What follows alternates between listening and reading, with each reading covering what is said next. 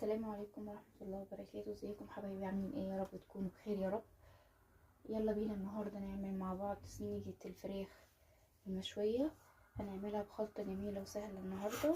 اول حاجة معانا 3 فراخ، انا كنت منضفاهم وحطاهم عندي في الفريزر. هنوضبهم.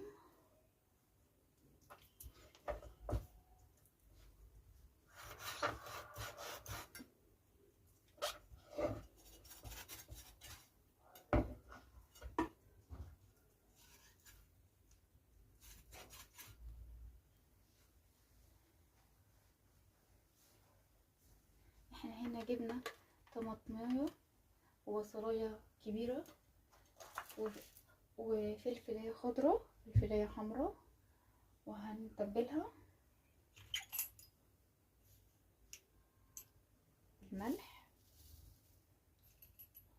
طبعا الملح اللي انا بحطه هنا هي ملح لل3 فرخات، فانا بتبل هنا كويس. تمام. وبعد كده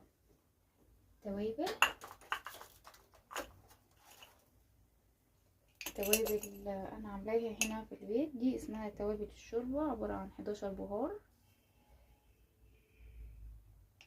بحط منه. مش عايزه، لازم تستنى على الاقل 6 ساعات في التلاجة. وبعد كده تلفيها بفويل وفي الفرن على مش اقل من ساعه ونص.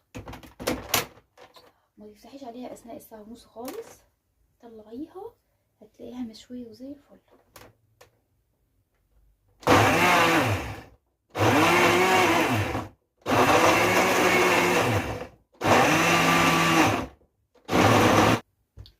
كده التتبيله بتاعتي جهزت.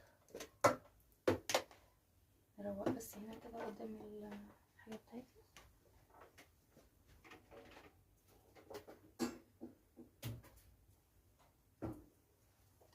وادي الفراخ اللي احنا قطعناها.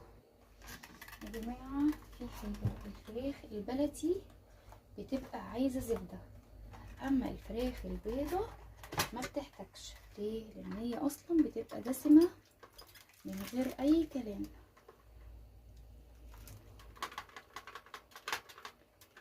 ماشي كده كتير. وشرفتوني بمطبخ ديلان. باي باي.